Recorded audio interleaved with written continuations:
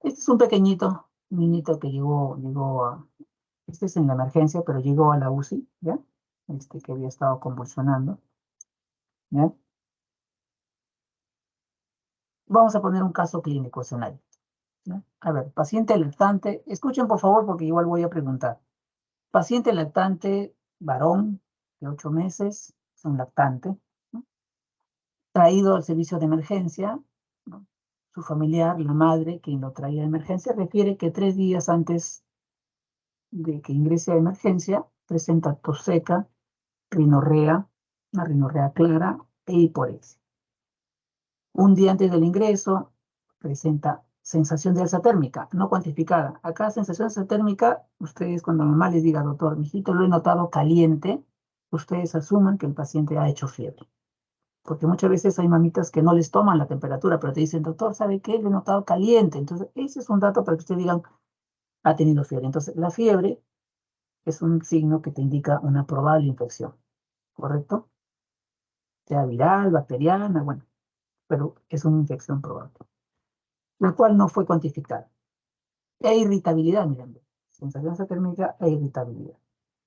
Paciente lo lleva a un médico particular, ¿no? Antes que lo lleve a la emergencia, y el médico particular le da unas gotas, ¿no? Panadol para la fiebre y un antibiótico que no recuerda.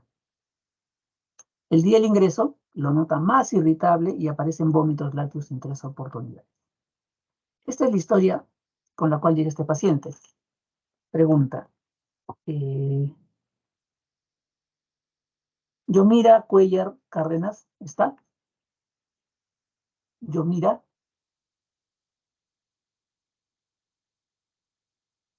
Sí, doctor. doctora, por el relato de la historia que trae este paciente, en este caso clínico, este, ¿qué, qué diagnóstico te animarías a pensar hasta este momento, con esta historia?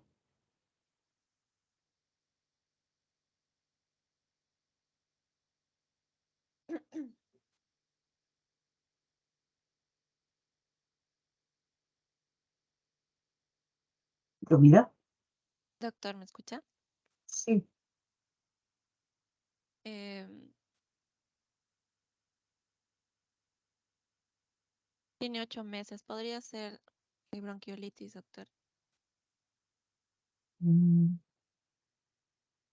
En ningún momento la mamá, por lo menos en el relato, te habla de sibilancias. Porque cuando es Bueno, sí me dijo bronquiolitis, que la tiene mamá te tos dice, seca, rinorrea. no te olvides de que la bronquiolitis, su síntoma es, la mamá te va a decir, no, doctor, siento que el pecho le silba. Ese, el pecho le silba significa que tiene sibilancias, que obviamente tú lo vas a corroborar cuando le hagas el examen físico, todo. Acá en un momento se ha hecho sibilancias. A ver, eh, Luis Damián Millones. Luis Damián Millones. Buenas, sí, doctor. Buenas tardes. Sí, la misma pregunta. Con el relato que se ha presentado acá, que lo estás viendo en tu pantalla, ¿qué diagnóstico pensarías en este paciente?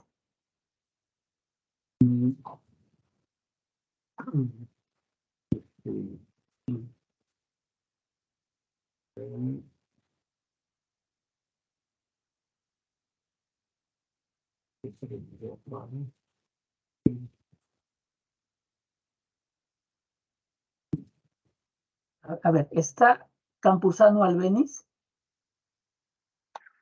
Sí, doctor, buenas tardes. ¿Se me Buenas escucha tardes, bien? Albeniz. Sí, sí se escucha. La misma pregunta. Con este pequeño relato de la enfermedad del paciente, ¿algún diagnóstico que pensarías? Claro, en la primera parte uno imagina que tiene una infección del tracto respiratorio alto y luego por eso es que presenta esta sintomatología. No es lo primero, tal vez viral probablemente.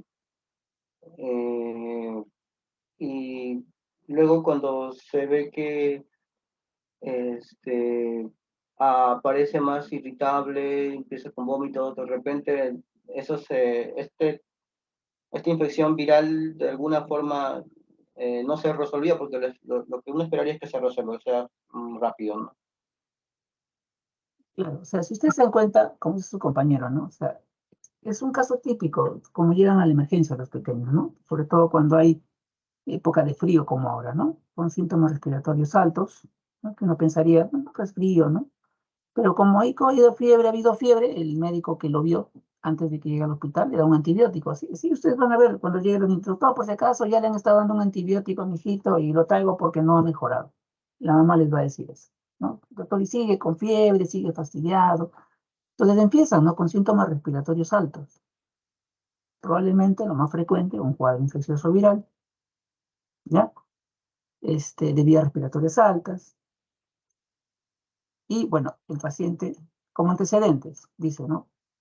Productos de primera gestación, con controles prenatales adecuados, no hubo ningún problema durante el embarazo, fue un parto eutóxico, su peso al nacer 3.500, con un buen Apgar, ¿no? 8 al minuto, 9 a los 5 minutos, se fue de alta con la mamá, ¿no? Al segundo día, tiene 8 meses, pero la alimentación, dice acá, lactancia materna exclusiva, ¿no? Hasta los 6 meses, de ahí ya viene ya su lactancia, ¿no? Y todo lo demás, sus vacunas completas, según el programa de inmunizaciones, nunca se ha hospitalizado y niega una reacción adversa al medicamento.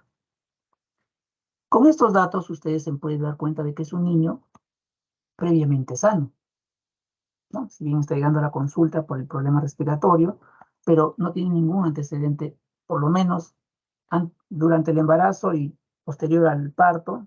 Es un niño con buen peso, buen Apgar, ¿no? Vacunas completas, lactancia materna, pero tiene un cuadro, ¿no? respiratorio alto. ¿Por qué es importante esto? Porque también los niñitos que tienen alguna, por ejemplo, problemas en el parto, las encefalopatías hipóxicas, o sea que nacen ya con un problema de daño cerebral, son más propensos a que convulsionen. Un niño como este pequeño, que es un niño a término, buen peso, buena alimentación, vacunas, o sea, tiene menos probabilidad de hacer un cuadro convulsivo, pero lo puede hacer, como vamos a ver más adelante. Pero como antecedentes, ningún antecedente de importancia, como se dice, patológico. No cirugías epidemiológicos, dice, ¿no? Madre refiere que 4 días antes recibió la visita de los primos, ¿no? Con aparente resfrío, ¿no? Lo que se ve, ¿no? El resfrío se contagian todos los pequeños, ¿no? En el colegio, en la casa. Basta nomás que uno esté enfermo y se contagian el resto en la casa. Entonces, este dato te hace pensar, ¿no? Ya seguro el niño se ha contagiado, tiene un resfrío, una faringitis, ¿no? Entonces uno piensa eso.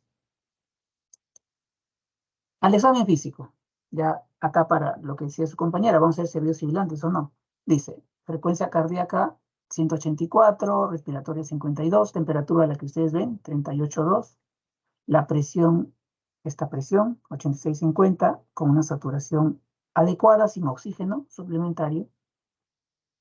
Y el examen físico, paciente despierto, irritable, lúcido hidratado, reactivo. Piel, dice tibia, elástica, llenado capilar conservado. Murmullo pasa bien, no ruidos agregados. Cardiovascular, rítmicos, no soplos, pulsos presentes, adecuados. Abdomen, blando depresible, no doloroso, no visceromegalia. Neurológico, despierto, moviliza extremidades, pupilas fotorreactivas, isocóricas y no focalización aparente.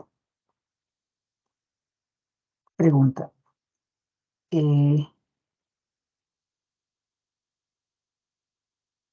Está Luis Paul Carrizo Porras. Sí, doctor, presente. Luis, ¿qué te parecen esas funciones vitales? Es un paciente de 8 meses. ¿Qué te parecen? De 8 meses, doctor. Estamos viendo el caso. El caso Ahí. es un pacientito lactante de 8 meses que llega a la emergencia. Estamos viendo su caso primero. Y ese es el examen físico. ¿Qué te parece esas funciones vitales?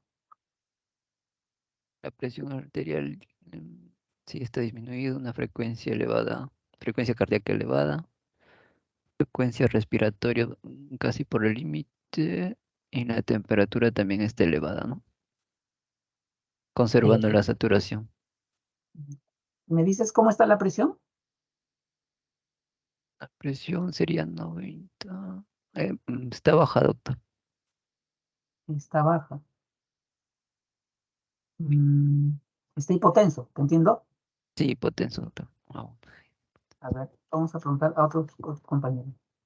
No que haya rotado con la rotación acá. A ver, lo que estamos rotando ahora. Cristian Cristóbal. Cristian Cristóbal.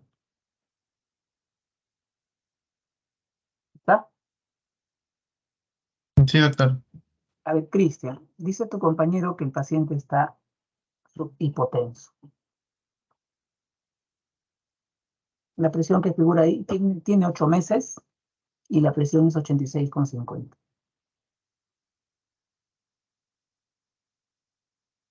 ¿Estás de acuerdo? ¿Está hipotenso? Para 8 meses. mm, 8 meses, considéralo creo ya que en forma práctica como un año. ¿Ya? En forma práctica, sí. Como un año, considéralo. Como un año. Ya. Si tuviese un año pequeño que está cerca de un año, ¿está hipotenso? no está normal. ¿Por qué dices que está normal? Sí está normal. ¿Por qué dices que está normal? Porque, bueno, según un cuadrito que nos mostró, la presión es menos de 70 más 2 veces la edad en años. Muy bien. En el cuadrito de Entonces, sepsis, sí, tiene razón. En el cuadrito de sepsis hay ¿no? valores de las presiones mínimas, el percentil 5, en este caso la presión sistólica. Y para un paciente de un año es 70 más 2 veces la edad. Entonces, siempre, si quieren ver si está hipotenso en forma práctica, porque igual, para presión arterial hay todas unas tablas según las edades, pero un poco difícil grabárselo de todo, ¿no? De todas las edades del paciente pediátrico. En este caso, para un niño de un año, su percentil 5 de la sistólica es 70 más 2 veces la edad. O sea, 70 más 2 por 1, un año, sería 72. Y acá me está marcando la presión 86, la sistólica. Entonces, este pequeñito, así en forma práctica, no está en shock, no está hipotenso, ¿ya? Pero sí, como dijo su compañero Luis, está taquicárdico. Según las edades, también hay tablas para los ¿no? valores mínimos y máximos de frecuencia cardíaca. Este niño está taquicárdico. La frecuencia respiratoria también está taquipnéico. Pero hay un detalle, está con fiebre, ¿no? Acá dice temperatura rectal 38,2. Siempre que tengan un niño en la emergencia, que les llegue con fiebre, primero hacen su evaluación. Si no hay ningún signo de alarma, bajen la fiebre. ¿Por qué? Porque la fiebre en este niñito está condicionando la taquicardia. La fiebre está condicionando la taquimia, ¿no? Felizmente este pequeño no está desaturando y tampoco está hipotenso. Entonces, lo primero que se hace en un niño que llega con fiebre en la emergencia, su evaluación inicial siempre, ¿no? Descartar que no esté grave, ¿no? Luego de eso, bajar la fiebre. Entonces, se baja la fiebre con medios físicos o con antipiréticos vía oral o a veces intramuscular, ¿no? O endovenoso, pero la idea es bajar la temperatura, la fiebre, ¿ya? Una vez que baja la fiebre, o sea, ya está normal, nuevamente hacen el examen físico. ¿Por qué lo hacen nuevamente? ¿Por qué? Porque ahorita por la fiebre está alterado. Cuando baja la fiebre, si el paciente sigue taquicárdico, sigue taquipneico, ya sin fiebre, eso ya es un signo de alarma. ¿Ya? Entonces, este pequeñito es un niño previamente sano, como hemos visto, que está llegando por un cuadro respiratorio alto, pero que estaba en el momento de la evaluación con fiebre. Entonces, la primera conducta es la evaluación inicial y luego bajamos la fiebre y después reevaluamos al paciente. ¿Ya? Reevaluamos al paciente. A ver, sigamos el caso. No soy hipotenso, por si acaso, ¿no? Dice, paciente es evaluado y queda en observación en consultorio consultorio de emergencia. Se indica medios físicos. Medios físicos es el baño, ¿no? Que se le da al pacientito. Se le baña, ¿no? Y también un antipirético. Pero, dice, súbitamente, luego de 30 minutos que está en consultorio, en observación, se evidencian movimientos tónico-clónicos generalizados, o sea, ya empieza a convulsionar el pequeño y desvía la mirada, ¿no? Como parte de esa convulsión. Entonces, el paciente que llega con un cuadro respiratorio alto empieza a convulsionar. ¿Ya? Es un caso así típico que llegan a la emergencia. Entonces, el niño ya empieza la emergencia. ¿Cuál es la emergencia? La convulsión.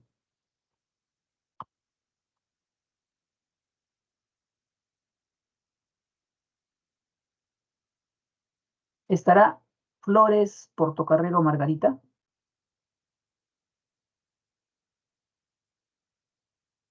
Flores. Sí, doctor.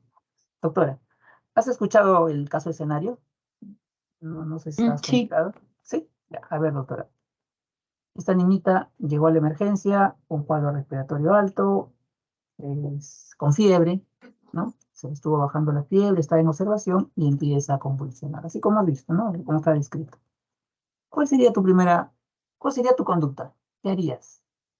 Mm,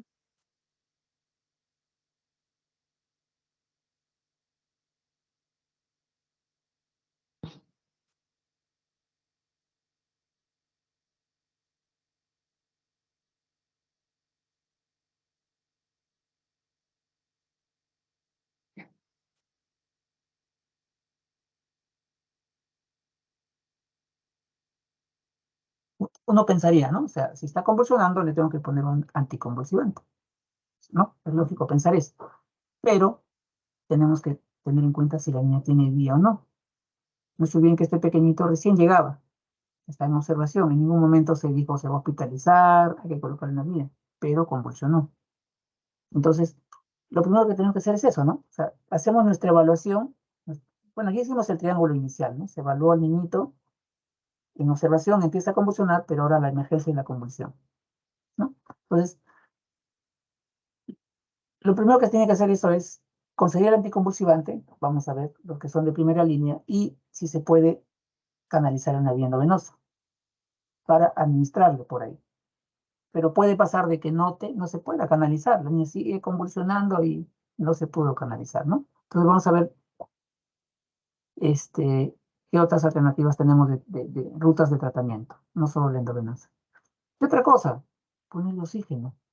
No se olviden, el niño que está convulsionando no está ventilando adecuadamente. Y el cerebro que está convulsionando, ¿no? Si es que para la convulsión, bien, pero puede que no pare la convulsión.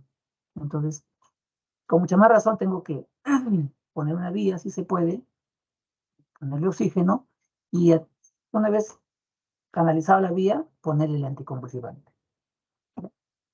¿Qué dice acá el tratamiento? Bueno, vamos a ver. Hay drogas de primera línea y drogas de segunda línea. Siempre se empieza por las drogas de primera línea. Nunca vayan a empezar un tratamiento de segunda línea. Y lo vamos a ver más adelante por qué no. ¿Qué exámenes solicitaría? Hacho Rojas Pablo. Hacho Rojas Pablo.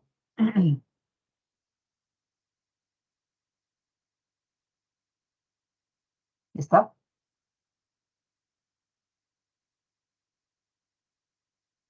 Hacho Rojas Pablo. Creo que no está, ¿no? Delegada.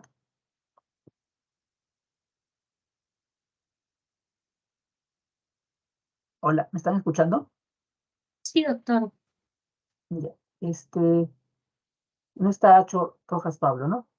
Es que sí que lo veo en el Teams me figura, pero no sé, doctor. Sí me figura que está. Uno más, no me sale una doctora. Avilés Pérez Úrsula. Avilés Pérez Úrsula. Sí, doctor, presente. La pregunta que hice ahí, ¿qué exámenes solicitarías a este pacientito? A ver, vamos a ver. Se supone que se le canalizó una vía, en el caso, ¿no? Que se le canalizó una vía, se le puso el anticonvulsivante, se dio la convulsión, se le puso oxígeno, su hidratación, ¿no? Pero ya tú quieres ver por qué convulsionó al paciente. Esa es tu duda. ¿Por qué ha convulsionado? ¿Qué exámenes le pedirías? Haga, doctor, ¿no? Análisis de gases arteriales, También podría solicitar un dosaje de drogas antiepilépticas ¿Ya? de lo que ¿Qué se ha más? puesto, ¿no? Y bueno, haga, ¿no? Con respecto a la hidratación electrolítica, analizar, pues, ¿no? Los niveles de glucosa en sangre y también los niveles de electrolitos. Gracias, doctora. Claro, no olvidarse, chicos, que este niñito viene por un cuadro respiratorio, ha tenido fiebre. Pues el hecho de que haya fiebre significa una probable infección. Nunca se olviden eso, ¿no? Entonces, como parte de nuestro plan, ¿qué se le pediría? ¿No? Si es que ya se hospitaliza el pequeño. Y este pequeño, por la edad que tiene, 6 meses, probablemente sí justifique hospitalizarlo. ¿Ya? Un hemograma, un PCR, ¿no? Para descartar alguna infección. ¿Qué más pedirle? Su bioquímica, glucosa, electrolitos, ¿no? Eh, la bioquímica, otro diría, ¿no, doctor? Yo le haría una punción lumbar. Le haría una punción lumbar al pequeño. Bueno, eso, antiguamente se pensaba eso, ¿no? Pero ahora ya un poco ha cambiado eso de la punción lumbar. Como parte, ¿no? Tratando de descartar alguna infección, ¿no? En este caso, una meningitis. Doctor, yo le pedí una tomografía, ¿no? Y así podemos pedir nuestro plan de trabajo, ¿no? Entonces tenemos que ir haciendo nuestro plan de trabajo según el caso del paciente. Por ahí ella dijo, su compañera dijo, dosaje de droga antiepiléptica. Generalmente eso cuando se pide, cuando es un paciente que ya convulsiona y que recibe un tratamiento. O sea, un tratamiento ya de semanas, de años, y ya tiene la droga, ¿no? En concentraciones de la droga, del anticonvulsivante en sangre. Entonces, sí, pero si es un primer evento, como este pequeño, no justifica, porque recién le has puesto midazolam, diazepam, y eso no justifica. Entonces, el dosaje de drogas que dijo la doctora es ya en un paciente con un diagnóstico ya de epilepsia y que toma una medicación, ¿no? A veces toman 2, 3, 4 anticonvulsivantes los niños, ¿no? Dependiendo del caso.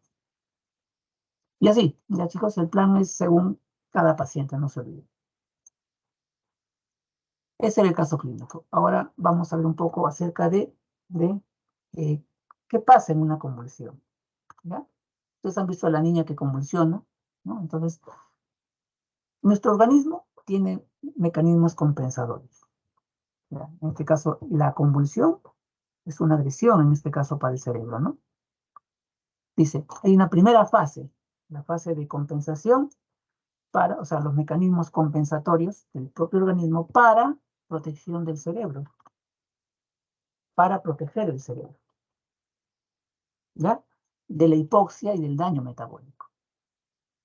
Entonces, ¿qué pasa a nivel cerebral durante esta primera fase? ¿No? Ocurre mayor flujo sanguíneo, ¿no? Aumenta el consumo de energía por el mismo estrés de la convulsión, aumenta el lactato, la glucosa. A nivel metabólico sistémico hay hiperglicemias, hay acidosis. Mientras más tiempo dura la convulsión, mayor acidosis y eso ya es algo que puede dañar también, ¿no? A nivel cardiovascular hay aumento del gasto cardíaco, eh, aumento de la presión venosa central, taquicardia, ¿no? Se liberan una serie de catecolaminas, ¿no? La adrenalina, entre otras, y que hacen, ¿no? Que haya salivación. ¿Qué ocurre también, ¿no? Incontinencia, por eso a veces los niños, igual que los adultos, ¿no? Relajan esfínteres, ¿no? Entonces, todo eso ocurre en esta primera fase que es tratando de proteger al cerebro. Eso es los primeros minutos de la convulsión. Pero ¿qué pasa cuando la convulsión sigue? Pasan 5 minutos, 10 minutos, 15 minutos.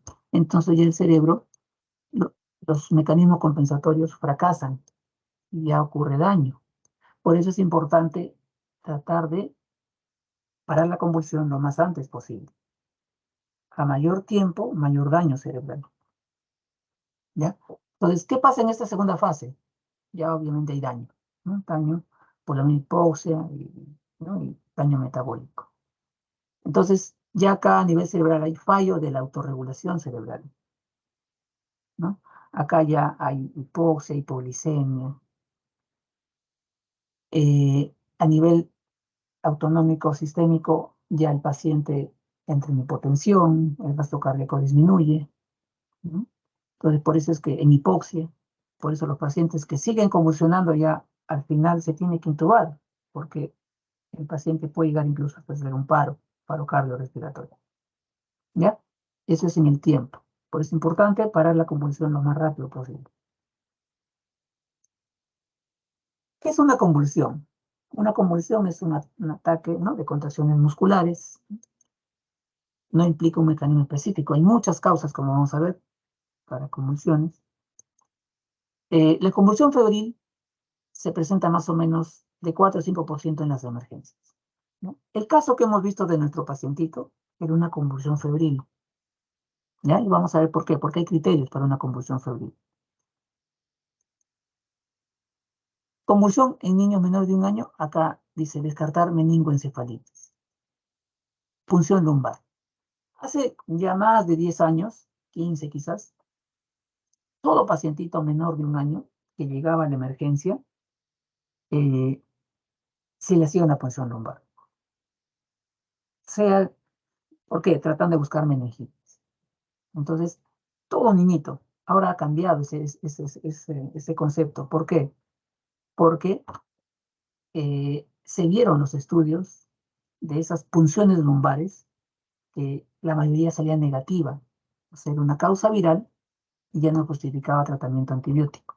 Entonces, no a todo niño se les hace una punción lumbar. ¿A quiénes se les hace una punción lumbar? Aquel paciente, cuando ya ha pasado la convulsión, sigue con trastorno del sensorio. O sea, el paciente neurológicamente no ha mejorado. A esos pacientes sí se les hace punción del lumbar. Antes no, antes a toditos, ¿no? O sea, a veces uno porque le hace hermano, pero bueno, eso ha cambiado y hasta donde sé, en las emergencias, ya las punciones lumbares son pocas realmente, no a todo paciente. Miren, acá hay un artículo del año 2009, ¿no?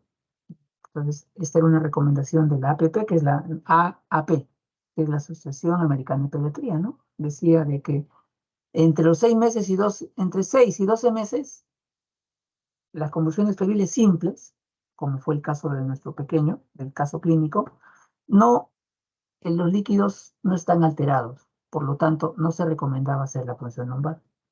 Ahí ya fue cambiando ya ese concepto de que a todo pacientito menor de 1 año se le hacía la punción lumbar. Después han salido otros artículos posteriores, ya se amplió hasta los 18 meses, ¿no? Entonces, acá que dicen, el riesgo de una meningitis bacteriana en una convulsión febril simple es bajo. Entonces, no justifica hacer la punción lumbar. Salvo que el niño persista con un deterioro neurológico, que no mejore neurológicamente.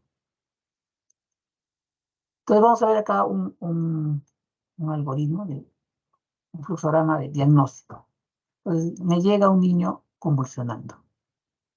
Entonces, primero, ¿hay fiebre? Esa es la primera pregunta que tengo que hacerme. Si es que hay fiebre,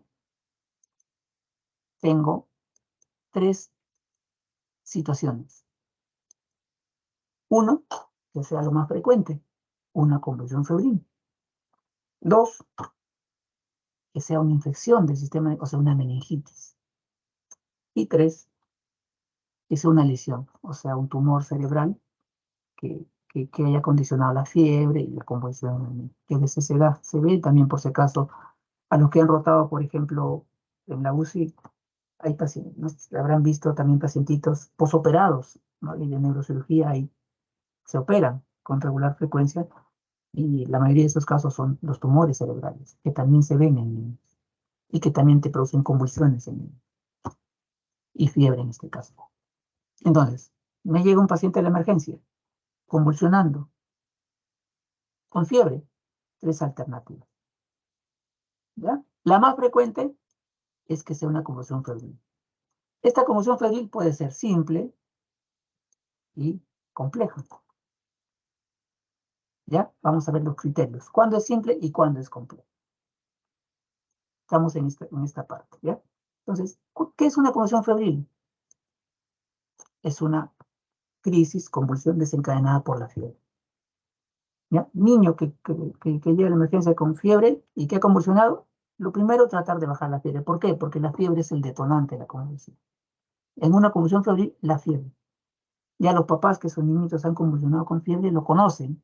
Doctor, no bajar la fiebre y ya he convulsionado, ya los papitos asustados, ¿no? Entonces, la fiebre es el desencadenante.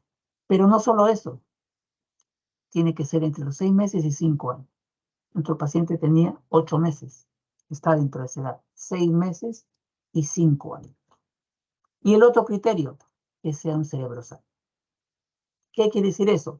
Que no sea ninguna meningoencefalitis o no sea un niño con alguna secuela neurológica. Un cerebro previamente sano. Nuestro pequeño era un niño a término, sin antecedentes patológicos antes del parto, después del parto o intraparto. Entonces tenía los criterios. Crisis desencadenada, convulsión desencadenada por la fiebre, entre 6 meses y 5 años, y era un niño sano. ¿Ya? Esa es una convulsión febril simple. ¿Ya? Convulsión febril. Ahora, la convulsión febril no deja secuelas neurológicas. Eso es algo que el papá les va a decir. Doctor, mijito, ¿cómo va a ser ir al colegio? ¿Cómo será su desarrollo? Entonces, generalmente, una convulsión febril simple no deja secuelas. ¿Ya? Sobre todo las simples. Las complejas tendría que realmente vérsela, ¿no? El caso del niño, pero las simples no. Es una convulsión febril simple, es una crisis generalizada. ¿Ya? O sea, todo el cuerpito convulsiona. Segundo, es una sola crisis en 24 horas, un solo evento. Y tercero, su duración es menos de 15 minutos. Pasan 2 minutos o 5 minutos y se autolimita. O tú le pones un medicamento y cede. Pero ya no se presentan 2 o más convulsiones. Esa es una convulsión febril simple. Una crisis generalizada, una en un día, 24 horas, y su duración es menos de 15 minutos. La compleja es lo contrario. ¿Qué quiere decir esto? Es una crisis que focaliza. Se convulsiona la carita, el bracito, la piernita. Una crisis parcial. Segundo, se presentan más de una. Pueden ser 2, 3, 4 convulsiones en un día. Y su duración es larga, más de 15 minutos. ¿Ya? Esa es una convulsión febril compleja. Factores de recurrencia, es decir, cuando el paciente puede volver a convulsionar, ¿no? Y hay que estar alerta a esto. Primero, la edad. Niños menores de 15 meses pueden volver a convulsionar nuevamente. Que sea una crisis compleja, ¿ya? O sea, que focalice, que dure más de 15 minutos y que sean varias veces en el día. Antecedentes familiares de convulsión febril. Cuando un niño llegue a la emergencia y se diga, este niño ha convulsionado, ya paró la convulsión, ya bajó la fiebre, pregúntenle al familiar, al papá, a la mamá, señor, señora, ¿usted ha convulsionado de pequeño alguna vez? No les digo que siempre, pero es frecuente que papá o mamá haya convulsionado de pequeño. Entonces, si es que hay antecedentes familiares de convulsión febril, el niño también probablemente haga esa convulsión febril y pueda volver a convulsionar también. Fiebre de bajo grado, ¿qué quiere decir eso? Hay niños, convulsión febril, que te convulsionan con 37,5. Hay otros que te convulsionan con 38. Hay otros que te convulsionan con 39, 40. Entonces, aquel niño que convulsiona con menor grado, ese niño tiene más riesgo de que vuelva a convulsionar. Y esos son los niños que llegan a la emergencia. La mamá dice, doctor, mijito, ya convulsionó otra vez y yo lo conozco, ya le está subiendo la fiebre y por favor quiero que le bajen la fiebre. Ya los papás lo conocen porque ya han convulsionado a los pequeños. Entonces, esas convulsiones que son con menor grado de fiebre son las que vuelven a convulsionar. Ya. Entonces, vimos este algoritmo diagnóstico. Entonces, si es que llega convulsionando con fiebre, tengo 3 posibilidades. Vamos al otro lado. Niño que convulsiona, pero llega a la emergencia, pero sin fiebre. ¿Qué alternativas diagnósticas tengo? Si es que es su primer episodio, ¿ya? Si es que es su primer episodio, se cataloga como un síndrome convulsivo. O sea, el niño ha convulsionado, pero no sabes el diagnóstico. Entonces tienes que buscar, ahí haces tu plan de trabajo. Exámenes de sangre, por ahí estudios, no sé, de función lumbar, si es que justifica, una tomografía, un electroencefalograma, no lo sé. Es un síndrome convulsivo que lo tienes que estudiar. Si no es su primer episodio, es decir, un niño que ya convulsiona, es decir, los niños con epilepsias, ¿ya? En este caso, los niños con epilepsia son aquellos que vienen a la emergencia y dicen, doctor, por si acaso ya toma esta medicina, esta. Son niños que tienen varios anticonvulsivantes. Entonces, no es su primer episodio, es un niño que ya convulsiona. Entonces, va a la emergencia porque, a pesar de su tratamiento, ha convulsionado. Entonces, en esos pacientitos sí se le hace lo que dijo su compañera, el dosaje de las drogas anticonvulsivantes, porque pueda que, y pasa que a veces los papitos, por cuestiones económicas, dejan de darle un tratamiento. Y el niño convulsiona por eso, porque no ha completado su tratamiento. Entonces, ahí sí justifica, y es lo que a preguntar, ¿no, señora? ¿Está recibiendo su tratamiento conforme le ha indicado su neurólogo, el pediatra? Por ahí sí te dice, no, doctor, le he dejado de dar hace unos días. Entonces, ese sí justifica el dosaje de drogas antiepilépticas.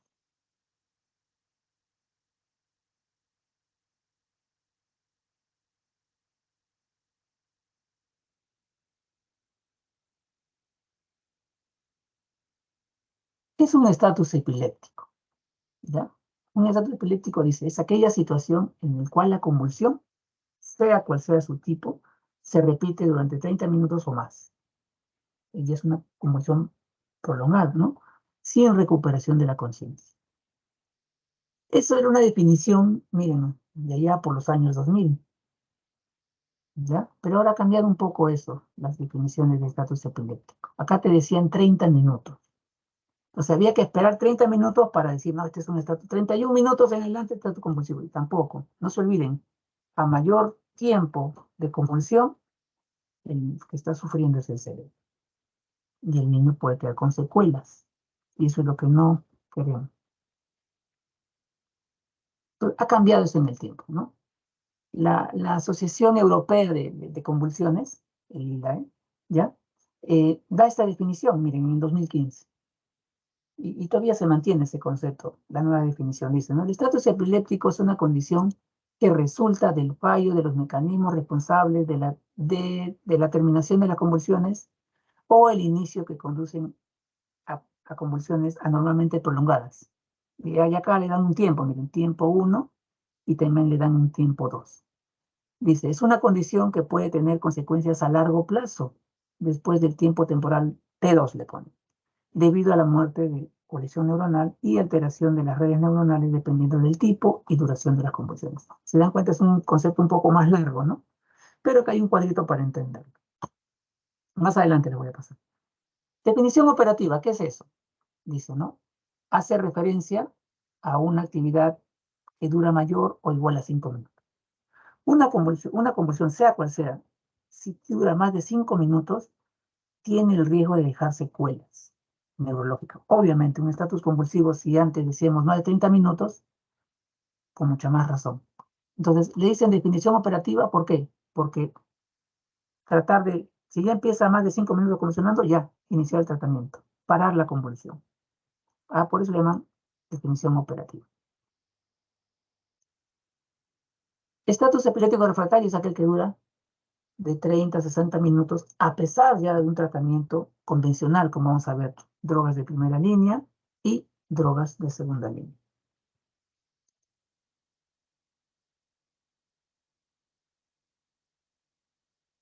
Este es el cuadrito que les decía, ¿no? Dice acá, estatus epiléptico precoz, es aquel que tiene una duración de 5 a 10 minutos. Estado epiléptico establecido, 10 a 30 minutos. Estado epiléptico refractario, de 30 a 60. Y estado epiléptico maligno, le ponen aquel que dura ya más de 1 a 2 horas. Esos son los pacientitos que ya están en la UCI. Aquellos que tienen convulsiones que se han prolongado más de ese tiempo. Y acá, miren, ¿ven? Acá el minuto 0, cuando empieza la convulsión.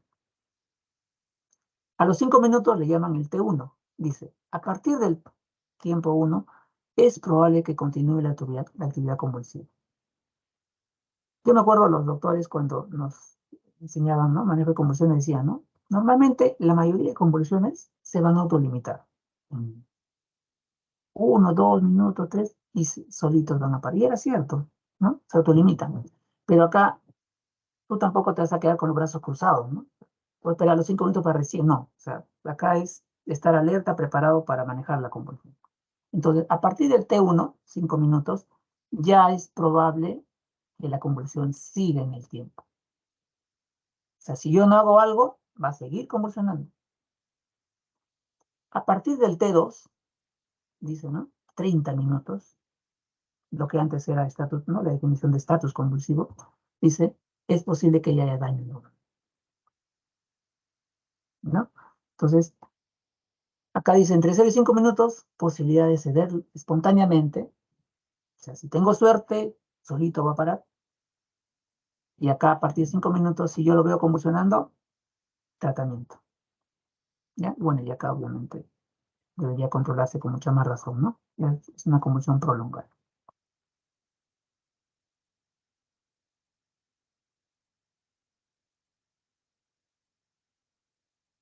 Causas, ¿no? Epidemiología. Miren, acá, con respecto a epidemiología, este concepto sí quiero que lo recuerden siempre.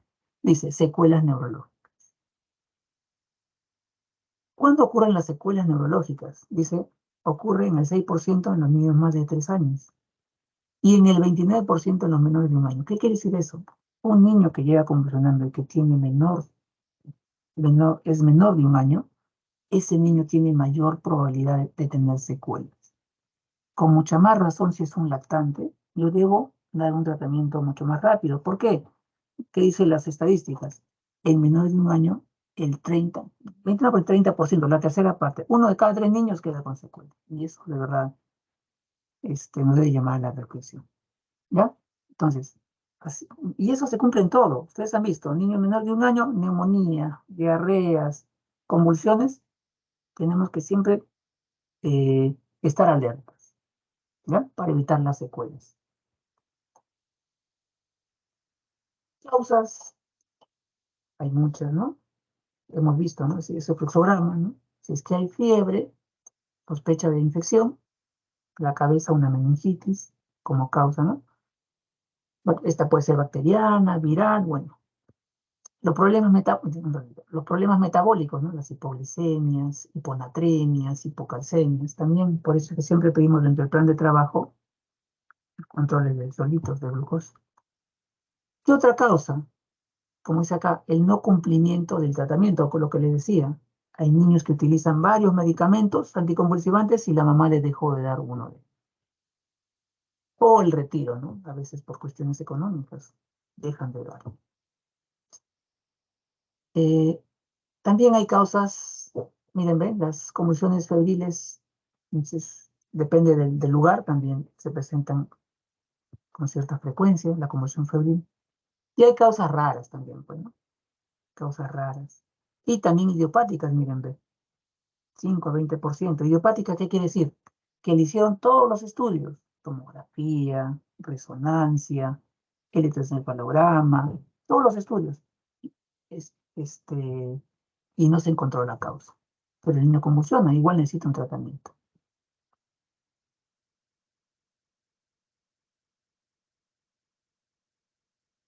Vamos ahora al objetivo de la clase de hoy, el manejo de la convulsión en la emergencia. Primero, hemos visto el video, tenemos que mantener las funciones vitales. Idealmente, si se puede, monitorizar al paciente, ¿no? Para ver, pueda que el paciente ya esté hipotenso, como mencionó su compañero, ¿no? O sea, no lo sabemos, pero monitorizando al paciente veo si está taquicárdico, desaturando, hipotenso, no sé. Monitorizar al paciente idealmente. Segundo, prevenir el reinicio. Ya hemos visto, los niños, en los niños pequeños con antecedentes puede volver a convulsionar. Los niños que han convulsionado anteriormente. Entonces, prevenir el reinicio. Y para eso, ¿no? La fiebre. En una convulsión febril, importante.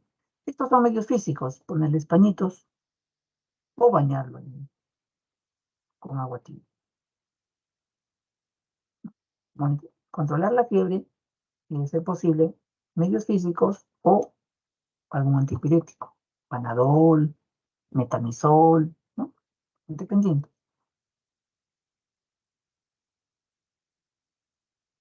Desmovilizar la vía aérea, ¿no? El niño que convulsiona moviliza secreciones, puede vomitar, se alorrea, entonces aspirar secreciones, mantener permeable la vía aérea, ¿ya? Entonces, posición adecuada, aspirar secreción y oxígeno. No se olviden, siempre que el niño convulsiona, pónganle oxígeno. Pero ya paró la convulsión, pero tú no sabes si va a volver a convulsionar. Entonces, pónganle. Si tienen el oxígeno a la mano, pónganle, es mejor. Los accesos, ¿no? El acceso venoso. La niña del video que vimos sí tenía un acceso, ¿no? Y acá el acceso intraóseo. El acceso intraóseo es una vía de urgencia, ¿no? En la cual se canaliza, en este caso, a nivel de la tibia, ¿no? Con una aguja especial gruesa, se llega ¿no? a la parte medular del hueso y ahí hay una serie de vasos sanguíneos, ¿no? Capilares, por donde se va a absorber todo el tratamiento que se le ponga al paciente. El acceso intraóseo es una vía de urgencia que salva la vida al paciente. A veces no se puede canalizar al paciente y el acceso intraóseo es una vía que le puede salvar la vida. Tú por el acceso intraóseo puedes colocar fluidos, puedes colocar vasopresores, puedes colocar, eh, por ejemplo, un polisémico, bolo de destroza, puedes poner bicarbonato, o sea, hemoderivados, también puedes transfundir a un paciente por la vía intraósea. Entonces, en una convulsión también me podría también ¿no? ayudar en este caso, pero bueno, no es lo usual, ¿no? No es lo usual. Para convulsiones vamos a ver que hay otras rutas, no solo la vía endovenosa, pero la vía intraósea es una alternativa, ¿ya? Se pueden administrar los medicamentos. La vía endovenosa, ¿no? La ideal, como se dice. Monitorizar al paciente y pedir los exámenes según lo que uno crea conveniente, ¿no?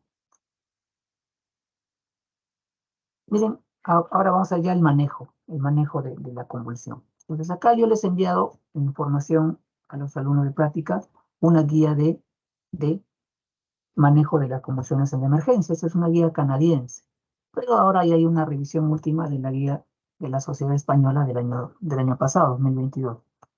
Entonces, realmente no ha cambiado mucho, chicos. El tratamiento se parece, o sea, las drogas son las mismas, las drogas de primera línea, segunda línea. Por ahí han aparecido nuevos anticonvulsivantes, sí, es cierto, han aparecido.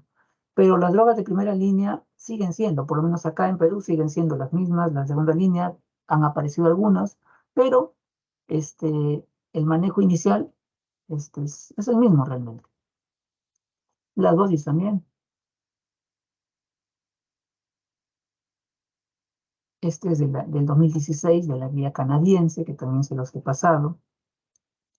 Acá hay un fluxograma en esa guía. ¿Ya? En esa guía, por ejemplo, del 2016, 2011. Entonces, el famoso ABC. Siempre, el paciente que convulsiona es un paciente que puede estar en estado crítico. Entonces, siempre que llega, una vez que para la convulsión, hago esto, ¿no? Mi triángulo. El triángulo de evaluación pediátrica. Y veo, ¿no? Si sigue convulsionando, un paciente probablemente que ya esté crítico, ¿no? Entonces, este triángulo me sirve para eso, para definir si está grave o no, si está crítico o no. Entonces, siempre aplico, en este caso, ¿no? Un paciente convulsionando. El ADC, vía aérea, ponerle oxígeno, ¿no? O sea, monitor y también la sede de circulación, ¿no? Medir la presión, establecer una vía endovenosa si se puede. Idealmente si se puede. Y pedir algunos exámenes de laboratorio para ver la posible causa. Si se consigue el acceso intravenoso,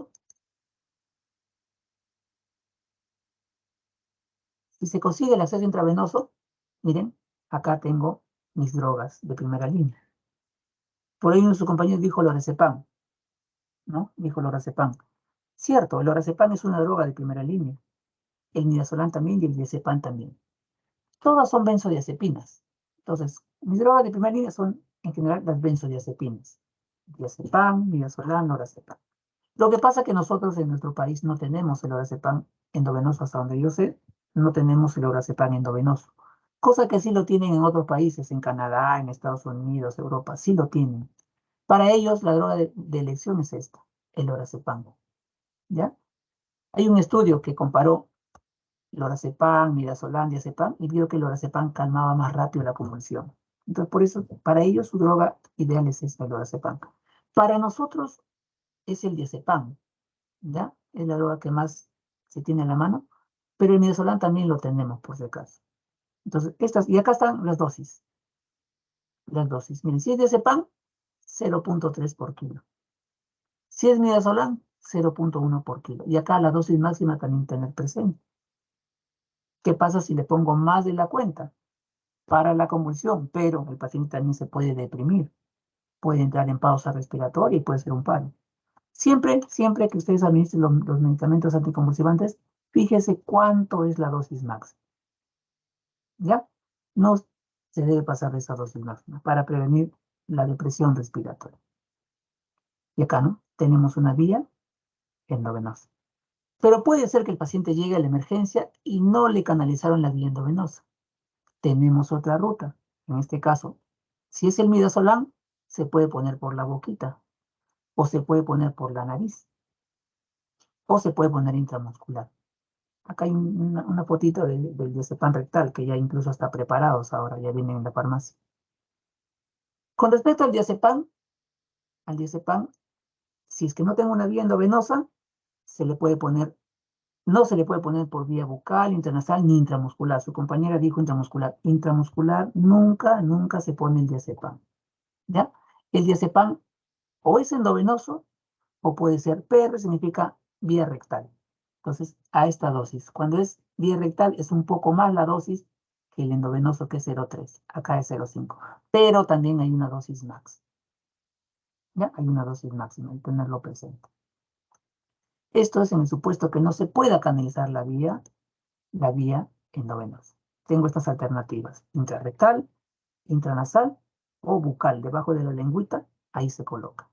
¿Ya? Obviamente demora un poco más en parar la convulsión, ¿ya? Demora un poco más, a diferencia del endovenoso, que prácticamente rápido, ¿ya? Pero igual, o sea, hay que ponerse en la situación que no se puede canalizar la vía endovenosa.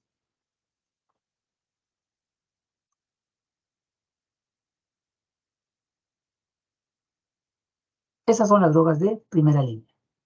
Si el paciente sigue convulsionando, a pesar de haber usado el midazolam, diazepam o lorazepam, dependiendo, por vía endovenosa o por las otras vías, ya tengo que usar mis drogas de segunda línea. ¿Cuáles son mis drogas de segunda línea? Son la fenitoína y el fenobarbital. ¿Ya? Hay otras, cierto. Ahora ya tenemos el ácido valproico, tenemos fosfenitoína no tenemos en nuestro mercado, pero sí tenemos fenitoína, fenobarbital. ¿Ya? Propofol también se coloca a veces. ¿Ya? Pero lo que más utilizamos como drogas de segunda línea, fenitoína y fenobarbital. Y acá están las dosis. Más adelante hay un cuadrito, resumen con las dosis. ¿Ya? Si no para con eso, ya viene la intubación del paciente, porque ya han pasado, ¿cuánto tiempo? Ha pasado más de 30 minutos el paciente convulsionando, entonces el paciente ya se tiene que intubar. Y ahí ya utilizamos lo que se llama el midazolam, pero ya lo utilizamos en infusión continua. Es un paciente obviamente que va a estar en un ventilador mecánico, con inotropos y con sus sedantes, pero también con su anticonvulsivante en infusión. Ya, esto ya es un manejo más especializado. A mí me interesa que ustedes como alumnos sepan esto. El paciente que convulsiona, ¿no? El manejo inicial, el conocimiento, y si tengo las drogas de primera línea, según el acceso que tenga, utilizar. La mayoría de veces con eso calma las convulsiones.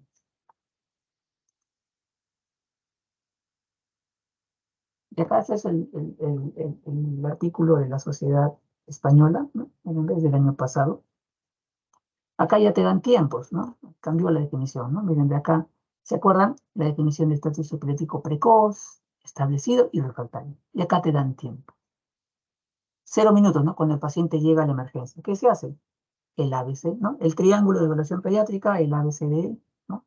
Monitorizar al paciente, manejar los desencadenantes, como la fiebre, ¿no? Y si se puede tomar sus controles, bioquímica, glucosa, electrolito, ¿no? Y ver si algo está alterado. Luego, si en el tiempo sigue convulsionando el niño, tengo que ver si es que tengo vienda venosa o si no la tengo, ¿no? Para ellos, para los españoles, si tengo vienda venosa, diazepam, midazolam, parecido como nosotros, ¿no? Nunca se olviden las dosis máximas. Más de eso no le pongo. Porque le puede llegar un niño no sé, de 80 kilos, que a veces no llega, 90 kilos, es prácticamente un adulto, ¿no? Entonces ahí ya dosis máxima. Más no. Si no hay vía endovenosa, midazolam bucal, ¿no? Intranasal, intramuscular. El diazepam rectal. Nunca diazepam intramuscular. Ustedes dirán, doctor, ¿y por qué no el diazepam intramuscular? Lo que pasa es que el diazepam intramuscular, el diazepam, cuando ustedes, si tienen la oportunidad de tener un diazepam, muevan la ampollita. Es bien, bien oleoso. O sea, tiene contenido de grasita en sus componentes. Entonces, cuando se ha colocado diazepam intramuscular, porque se ha colocado, se ha visto que produce una reacción local y puede producir inflamación, celulitis. Entonces, nunca se coloca diazepam intramuscular, ¿ya? Y acá también están los fármacos, miren, para ellos, ¿no? Primera línea, segunda línea. Esto de acá hay un cuadrito más adelante. ¿Cuáles son, en nuestra realidad, las drogas de primera línea? ¿No? Diazepam y midazolam. De los dos, el diazepam, ¿ya? Ventajas, rápido inicio, distribución, lento metabolismo, se acumula. ¿Eso qué quiere decir? ¿Cuántas dosis le puedo dar de diazepam? Hasta 3 veces. Si no para con 3 veces diazepam, ya tengo que utilizar otro. Pues el midazolam, y si tengo lorazepam, lorazepam. ¿Ya? De segunda línea, lo que le decía, fenitoína, fenobarbital. Y acá están las dosis.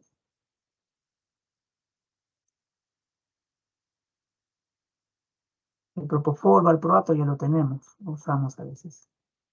Y el levetiracetam. El levetiracetam es un medicamento que se está utilizando bastante ahora. ¿Ya?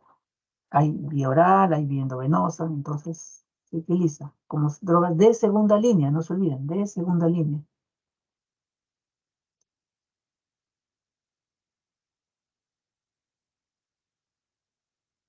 Y acá están las dosis, un resumen. Diazepam, si es endovenoso, 0.3 miligramos kilodosis, se puede repetir una o dos veces más, hasta 3. ¿Ya? Si es rectal, se aumenta. Acá hay un dibujito, miren, ¿ven? Hay medicamentos diazepam que ya vienen preparados, incluso como un... Acá creo que está, así, miren, ¿ven? Diazepam simplemente se coloca, ¿no?, en el anito del pequeño y creo que es 5 miligramos, miren, ¿ven? 5 miligramos. Ya ustedes calculan cuánto le corresponde según su peso, pues, ¿no? Es un poco más la dosis por vía rectal. ¿Ya? ¿Por qué? Porque la absorción es un poco... Intravenoso es rápido, en rectal es más lento. Por eso la dosis es mayor. Nunca intramuscular. ¿Ya? No intramuscular. Midazolam, la dosis acá está. La ventaja del midazolam es que tenemos otras rutas. Sí puede ser intramuscular, sí puede ser bucal, en la lengüita debajo, y intranasal, como están viendo acá. El midazolam sí se puede poner intranasal. ¿Ya? Va a demorar, cierto, va a demorar un poco más, pero a no ponerle nada, a no tener una vía endovenosa, tengo estas alternativas. La fenitoína ya es de segunda línea, igual el fenobarbital. ¿Por qué le llaman de segunda línea? Porque se utilizan en un segundo momento, cuando fracasó las drogas de primera línea. Cuando ustedes colocan drogas de primera línea, esto rápidamente se administra. En cambio, la droga de segunda línea sí se tiene que pasar lento. Acá dice, ¿no? En 30, 60 minutos. Cuando se indica la fenitoína y el fenobarbital, se hace siempre según el peso, que sale tantos miligramos, y eso siempre se diluye. Se diluye en dextrosa o en solución salina, como acá, por ejemplo. Se diluye y se pasa lento.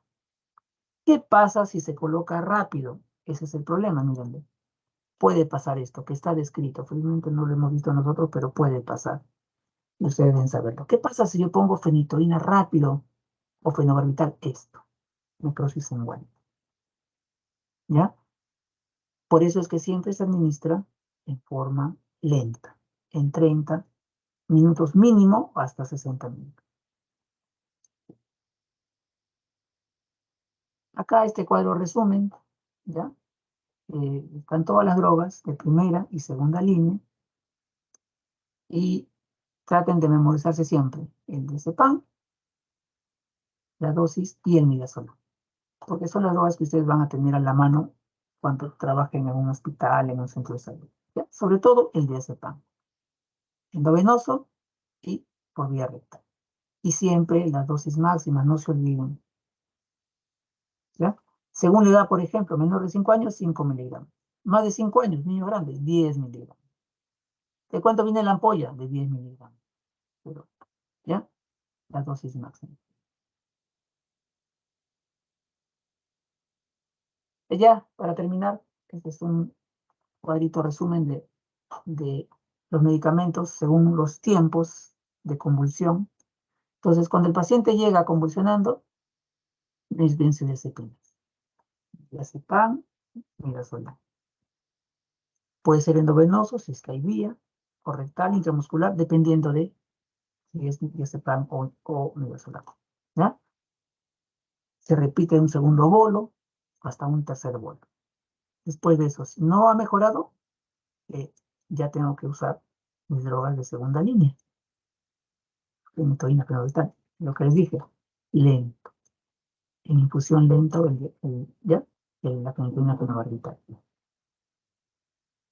Pasan los minutos, ¿no? Ya el paciente está en estado convulsivo, entonces tengo que echarle manos. Ya el paciente más delicado se intuba, ¿no? Y ya la infusión de midazolam. Luego ya viene el tiopental, el propofol, ya el paciente, ¿no? En este caso ya intubado y conectado al ventilador mecánico, ¿no? Interesa a mí, vuelvo a repetirles, que ustedes el manejo inicial con las drogas de primera línea, ¿ya? Porque es lo que ustedes les puede llegar y tienen que saber, ¿no? Bueno, chicos, esa es la clase de convulsiones. Espero se haya entendido. ¿Hay alguna pregunta? ¿Alguna pregunta?